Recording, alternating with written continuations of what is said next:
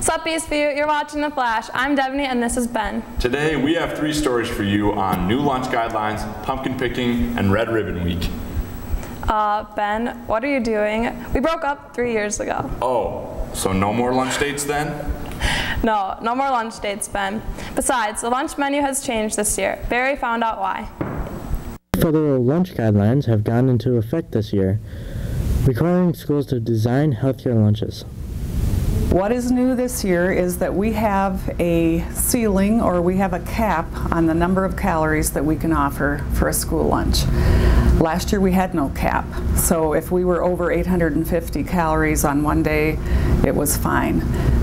This year, the lunch can't be any more than 750 to 850 calories.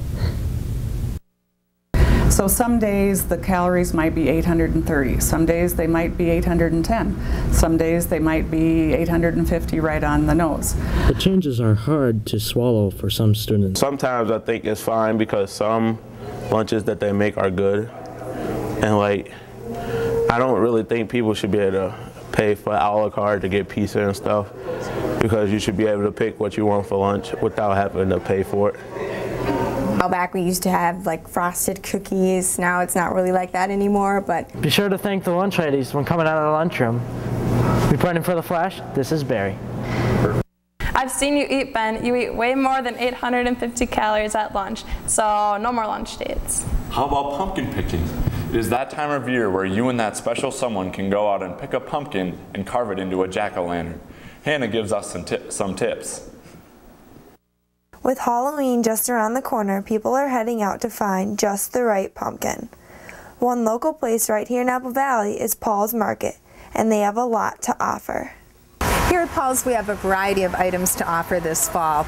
Of course, a wide selection of pumpkins, large pumpkins, small mini ones, pie pumpkins, and specialty pumpkins, which are really fun and interesting. Finding just the right pumpkin, though, can be really hard. Here are some tips to help you out. Some tips we offer for finding a good pumpkin would be to look for a nice, round, firm pumpkin with no blemishes or scars or obvious cuts, because those will break down too fast. And you want to get a pumpkin that is in really good shape and will be good for carving if that's what you'd like to do with it. Carving pumpkins has always been a fun Halloween tradition, but not many people know how it came about. One Eastview student did his research and knows all about the history of Halloween.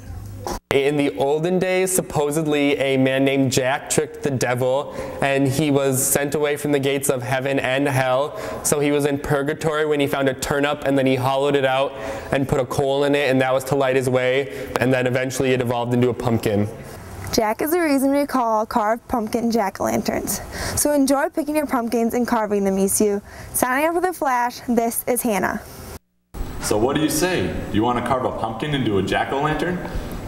No, Ben, you are making some bad decisions here, but I will say that I saw a red ribbon on your car, which stands for Students Making Good Decisions. Junior Matt can fill us in more.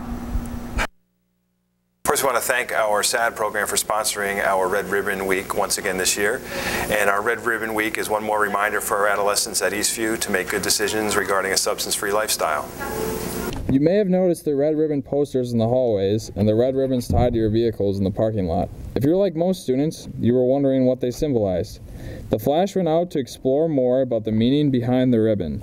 So Red Ribbon Week is a national movement. It started because a DEA agent was shot and killed in the line of duty.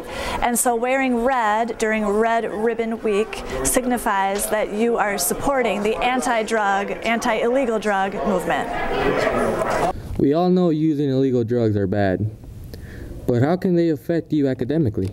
Drugs are particularly dangerous for adolescents, for students, because your brains are still developing.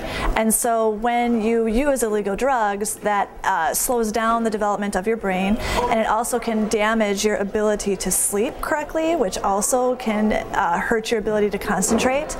And it can also affect your memory, which of course can affect your performance on tests. Alright, Eastview, there you have it. And remember, Eastview, to wear red tomorrow to support the fight against drug abuse. Signing off for The Flash, I'm Matt. And I'm Junior. Thanks, guys. Be sure to wear red tomorrow. I know I will.